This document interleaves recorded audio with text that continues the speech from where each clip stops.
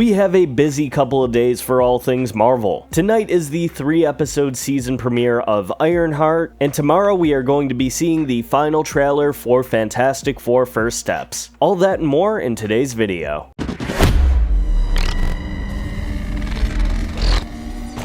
Last night was the world premiere of Ironheart. Currently there is a review embargo, so we aren't getting official review scores from anybody yet, but I have to say a lot of the social media reactions I have seen from people who have watched the full 6 episodes have been largely mixed. Now typically I don't take these first reactions too seriously, because a lot of the times the social media reactions are largely from fans of a certain property, so the reactions end up being very disingenuous. But as I said, the reactions from Ironheart seem to be a bit more mixed. Every reaction isn't people saying that the show is incredible or amazing. A lot of them are saying it's fine, it's an acceptable Marvel show. The stakes are much smaller compared to a lot of the other Marvel shows. There's a lot to be desired from the main antagonist played by Anthony Ramos, but Riri Williams is really likable, as is the performance by Dominique Thorne, and a lot of the attention seems to be on Alden Ehrenreich. Every reaction I've read seems to single him out specifically, but a lot of the criticism seems to come from the fact that the show tries to do too much within 6 episodes. A lot of the reactions are citing pacing issues with the first couple episodes. It takes a while to get going, which was an issue that I thought Ms. Marvel also suffered from, which is most likely why they decided to drop the series in 3-episode drops this week and next week.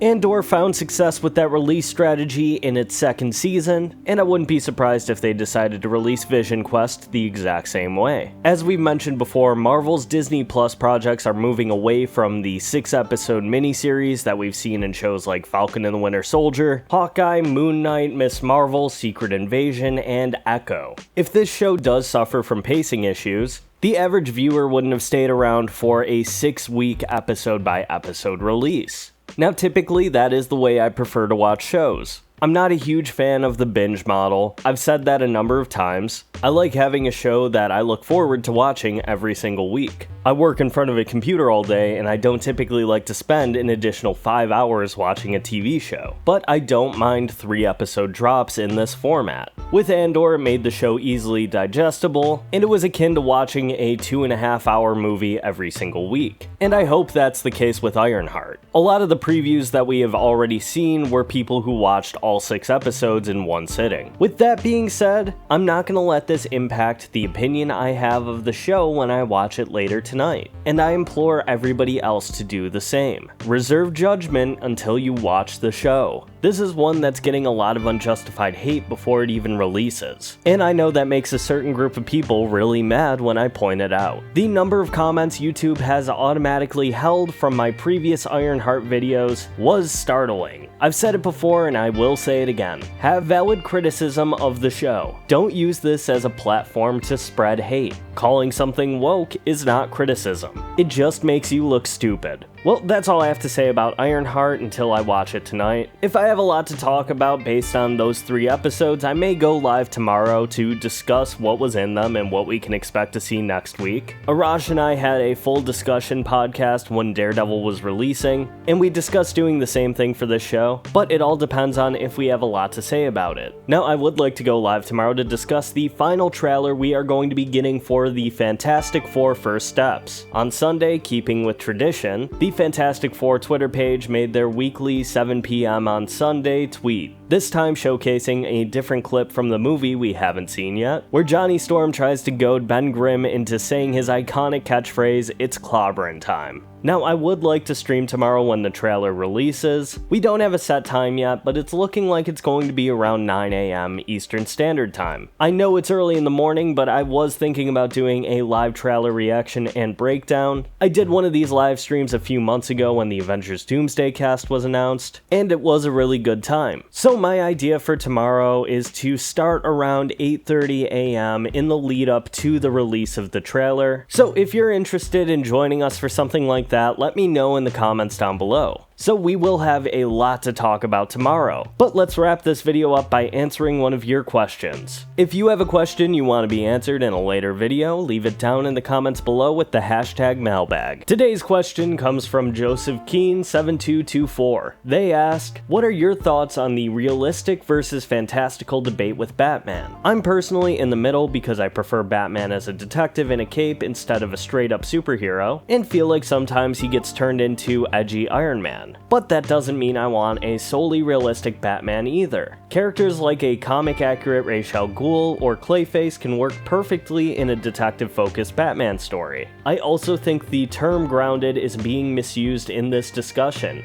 partially thanks to Matt Reeves. Grounded means making fantastical feel real. Think Star Trek versus Star Wars. I actually feel like Batman the Animated Series is a grounded Batman series despite how much people prop it up as a non-grounded one because of that. Thank you so much for your question. This is a conversation I have with friends every once in a while. I agree that there needs to be a bit of a balance between realism and fantasy when it comes to Batman. If we're talking ultra realistic, the Christopher Nolan Dark Knight trilogy is already filling that void. There are silly, fantastical elements to that interpretation of Batman, but it is as realistic of a setting you could put this character in as possible. Any more realistic, and what's the point? You might as well be making an adaptation of the Shadow. The way I've always looked at the DC universe as a whole is very similar to the Marvel universe. DC history mirrors our own history to a certain point. A lot of people are firm believers that Superman should be the very first superhero, and I don't disagree. But I like the idea that Batman has been in the game longer and isn't technically referred to as a superhero until he teams up with Superman, which is an element I really like about the DCEU. Batman had been existing within the confines of Gotham City, and we have the idea that there was this more grounded version of Batman that existed in this universe, and evolved to the point where he can form the Justice League and work with Superman. But then we have the downside where there was 20 years in between Batman starting his crime-fighting career to the point of him forming the Justice League. My ideal Batman story works like this. Year 1, Batman is just fighting the mob. Year 2, he starts encountering some of his more iconic villains. Year 3, we introduce Robin, and we get a little bit more fantastical with the villains he fights, maybe a Clayface, Poison Ivy, or Mr. Freeze. And Year 4 is where he begins expanding outside of Gotham. So I like my Batman to kind of escalate in terms of fantasy. I do think there is a place to tell those more realistic stories though. For example, Matt Reeves' The Batman Saga.